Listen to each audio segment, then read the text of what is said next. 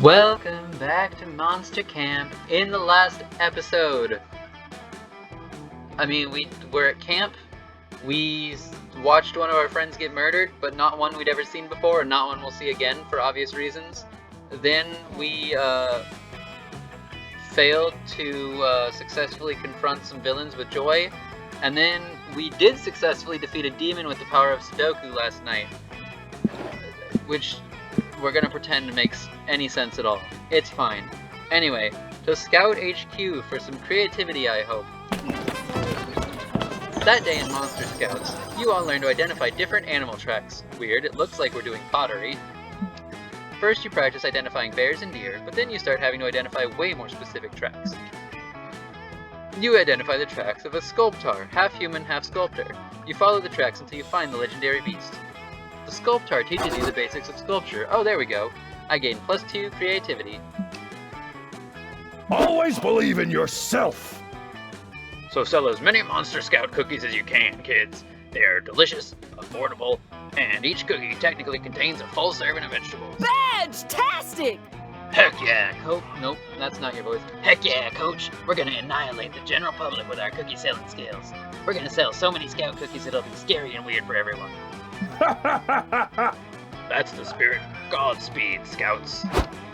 I joined the Scouts for s'mores and the hot uniform. But cookie selling is not a vibe. Narratively, it's just an invitation for shenanigans. Camp Rival Camp!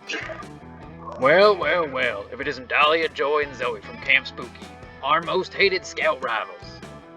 Suddenly, Monty, I already forgot his name, is a lot more,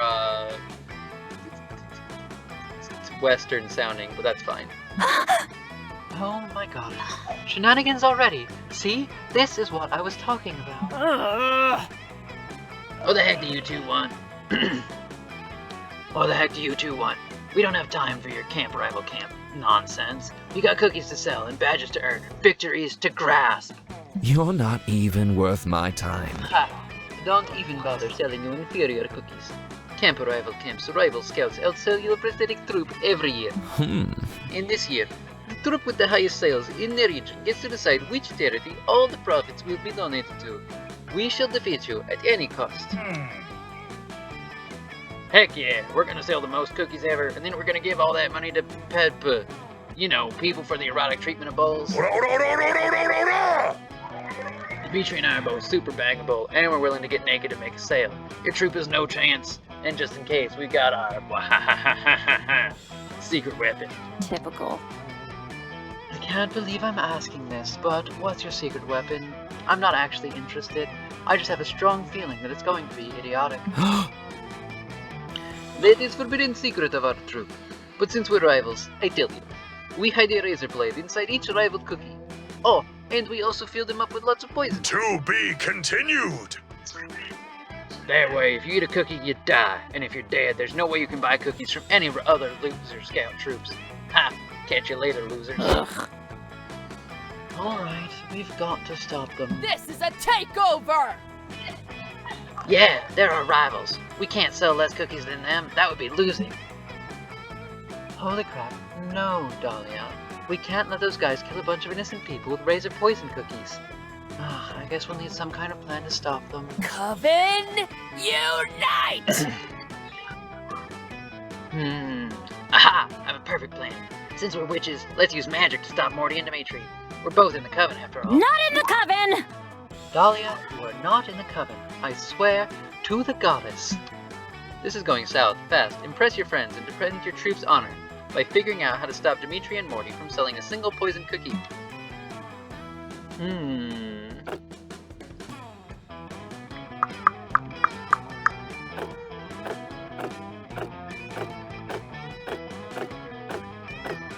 I don't know which of these I think is going to be associated with which skill.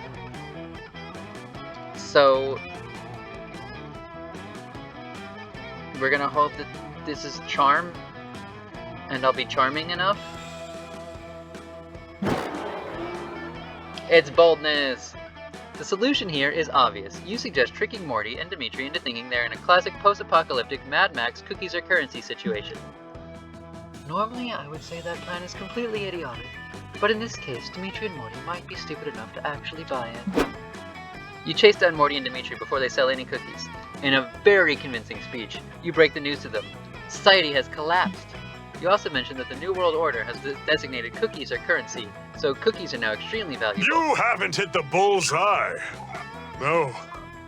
You've hit the bull's heart. Whoa. Are you seriously saying that society has collapsed? That's just awesome. Can you even imagine how powerful I'll be in a post-apocalyptic society? My cookie wealth and endless sexual fertility will make me a king. Yes, but we should establish ourselves as gods before someone else beats us to it. Trust me, I've lived through a few societal collapses. I say we find a nearby village of innocent country folk and raise it to the ground. We'll build our thrones from the rubble and the bones of the villagers. Tee. Great idea, bro. And afterwards, we'll need to secure a water supply and build some cookie hoarding vaults and assemble massive harems, obviously. Yes, my friend. Tonight we feast upon cookie crumbs and the blood of the innocent. We shall rule the corpse of the earth. Perish under Now let's the go murder and power pillage. of my glutes. Let's go murder and pillage, my fellow apocalypse emperor. Not suited for TV. Dear God, Zoe, you made this way worse. They're just escalated from poison spree to cold-blooded murder spree. It might still be fewer murders? Come on, Dahlia. Let's go stop them before they actually destroy society. And Zoe, you're an idiot, so I'm officially not inviting you to join us. Yeah, let's go, Joy. They're our rivals, so we can't let them kill more villagers than us. That would be losing. You're left alone, contemplating your many failures. But hey, at least you have these nearby cookies to comfort you. As soon as you bite into the obviously poisoned cookie, you lose 2 charm and 1 creativity. Ouch. Alright, well, creativity is This is just like my fanfic. still the lowest stat we have, so back to the Scout HQ.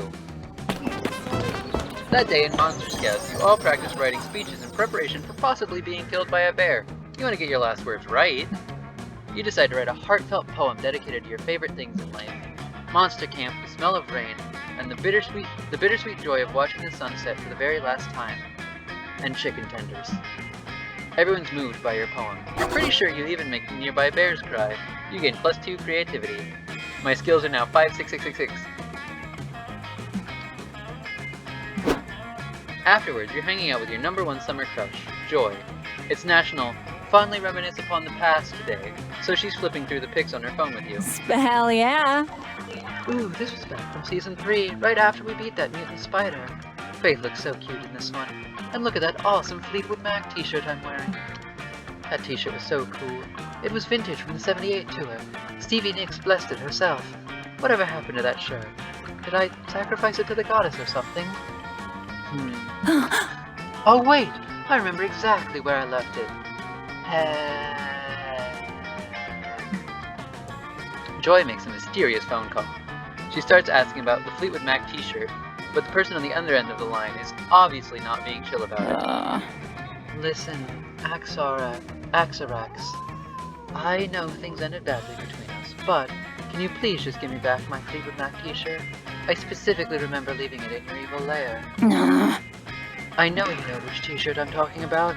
I did not leave multiple t-shirts in your lair. No, there's definitely no need to discuss it in person. Do not portal here. Suddenly a magical portal opens. An objectively sexy centipede person emerges, and they are giving off palpably villainous vibes. Joy, baby. I've come to speak with you in person, just like you wanted me to. You look as lovely as that day I wrapped you in my bug silk. Enough of this. No, Axarax, I specifically said that I did not want to talk to you in person. You're doing that thing again where you gaslight me into spending time with you, which is nonsense. Ugh. Zoe, meet my ex, Axarax. They're a magically evil centipede person I defeated back in Season 3. I know they look hot, but don't let your guard down. They mind-controlled everyone in Philadelphia and tried to make all the citizens jump into a pit of centipede venom. Oh, you make me sound so evil, Joy. But that's all in the past now, gorgeous. We should focus on the present, and this very important t-shirt debacle. Why don't we ditch this third wheel? You and I can go out for coffee and talk it over. Or perhaps we can enjoy a romantic dinner. Do any restaurants around serve pre-chewed aphids? Ugh. Ugh. Axarax, if I go get one coffee with you, do you promise to immediately hand over the shirt? Show me the shirt right now before I waste my time.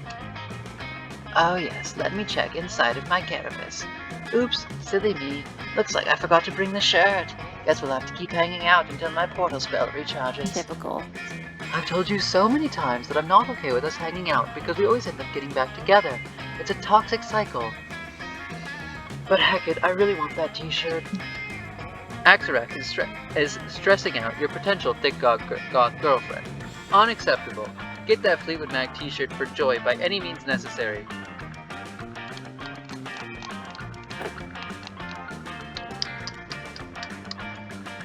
Call the police and set out an Amber Alert for the t-shirt. Axarax can't hide from the power of a vigilant community. Boy, I hope this works. It'll be so embarrassing if it doesn't work. Why is it all, why do I think I've now picked 3 times of the last 4 managed to pick something that is for my lowest stat. An Amber Alert. Seems like it might be a waste of public emergency services. But it's better than watching Axarax drink coffee through their proboscis. Let's go. You and Joy go to the police station and file a missing t-shirt report. You describe the t-shirt. Beloved, vintage, smells like heavy metal concerts and burning sage. The police officers are super concerned. Did you say this was a Fleetwood Mac shirt and it was vintage? This is serious. We're assigning our best detective to the case. I've now gotten the police involved twice, and it's not been great either time. Yes, it's me, Detective McBooty. We're gonna find that mission shirt, officers. Remember, the first 24 hours are the most crucial to keep this case from going cold. I've sent out alerts to all local cell phones. We'll be conducting interviews with t-shirt lovers in the area, and community search parties will begin immediately. Wait, I appreciate the help, but you're misunderstanding. We already know who has the Fleetwood Mac shirt. It's with my ex, Axarax. A true detective never works off assumptions. We will get your t-shirt back, through the power of deduction and evidence, my dear Joy. 6 hours later, Detective McBooty concludes that, yeah, Axarax definitely has the t-shirt. Duh. You there, bug person, Detective McBooty, FBI. Stop right there, hand over the Fleetwood Mac shirt, and we'll escort you to prison. I don't think so, little detective. Well, you see, according to Centipede Person law, I'm entitled to post-breakup joint custody over this t-shirt. What? No, you're not. Axarax, that t-shirt is mine. I left it at your lair after we hooked up. We never discussed custody. I suppose we'll just have to settle this in a long, lengthy t-shirt custody battle. Ah, the bastard's right, Detective McBooty says. Until we get a warrant, we can't touch a hair on that t-shirt's head. Sorry, Joy, my hands are tied. See you during opening litigations, baby. You're not a big bad, but you're still very bad at this. What a nightmare. Zoe, why do your ideas always make things worse? Get out of here before I curse you. Joy's mad at you. You lost 3 boldness, and worst of all, you wasted taxpayer dollars on a pointless t-shirt wild goose chase. Shame. Shame upon you.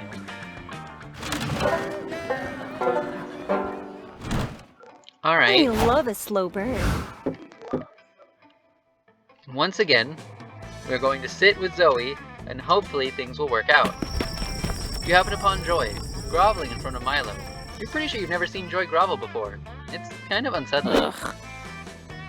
No, I am not groveling. I am posing a dignified query to Milo that just so happens to be performed on my hands and knees. Duty calls. Anyway, Milo, please help me out here. I'm in the middle of a quick summer adventure that is just important enough to justify a full episode arc. And I really need to consult my dead ally, Rabaru. She's the only one who knows how to solve Una Vertica's 8th eye puzzle. Could you just raise her spirit and— I've got a gig. I'm sorry, Joy. I would really love to help with whatever you just said, but I'm terribly busy right now with important Reaper business. Typical. Really? Because it looks to me like you're browsing Etsy for a new cloak. Which is important business. My uniform must be somber yet trendy. I can't afford to go out of fashion. I'd lose all my credibility. Let's save the world. But the fate of Monster Kind depends on taking down Una Vertica. I really need your help, Milo. Don't you want to save the world? Is taking down this Una Vertica really equivalent to saving the world, though? I mean, everyone can make a difference no matter how small their actions. But just look at everything Univertica's already destroyed. At least 2 urban outfitters have been demolished by her nefarious plans, and she has her sights set on flattening the Smoothie King on 3rd Street. Milo signing off. Well, I've always been more of a Jamba Juice person myself, so I think I'll pass. Dang, Joy's fighting Univertica again? This season of the Coven must be slow. Clearly one of your friends is in the right here, and it just so happens to be the one you're trying to bone. Let you settle the disagreement.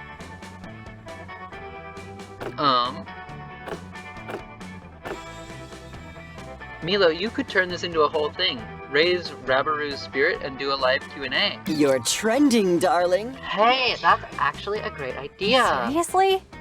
It is? I mean, of course it is. Yeah, why didn't I think of it sooner? My followers would love to speak to a minor celebrity from beyond the grave. Joy, you've got yourself a deal.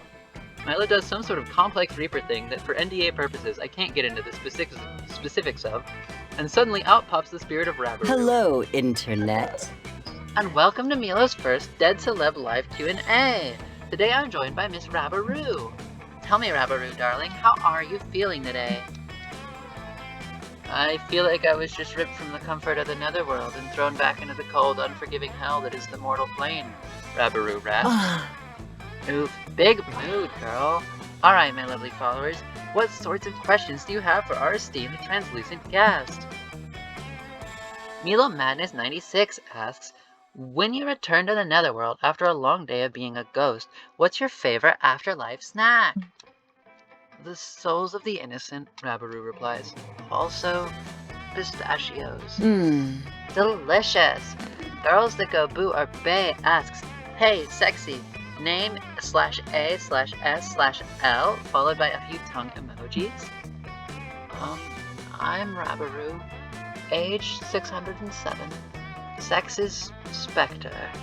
The location of my body is in the black tar pits of the mindless dimension.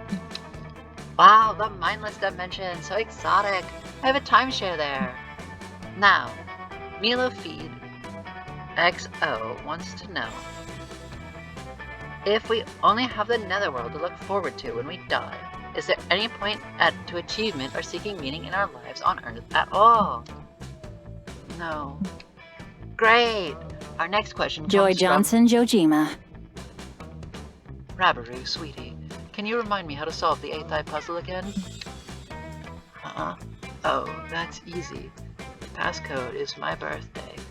8/12/14/13. Right, duh. Okay, thanks for being here, girl. Rest easy. My birthday is coming up, you know. Are you actually coming to my potluck? You promised you'd start actually hanging out with me instead of just calling with me when a puzzle needs solving. I'm needed somewhere else. Right, I gotta go solve this Univertica thing, like, urgently. See you later! You know what you're doing, don't you? Oh, and Zoe, why don't you come with me? You seem like a competent teammate, and I don't like to work alone. Heck yeah, you prefer to work with others too. The first step to a workplace romance is to have co-workers, after all. Wink. Bring out your flasks. I'll use my skills. The weekend is here, and you know what that means. Visiting good old Juan. Ah, welcome. Ready to wrestle a bit to get a hold of the best drinks available? No, we will do that in the next episode. For now, bye-bye!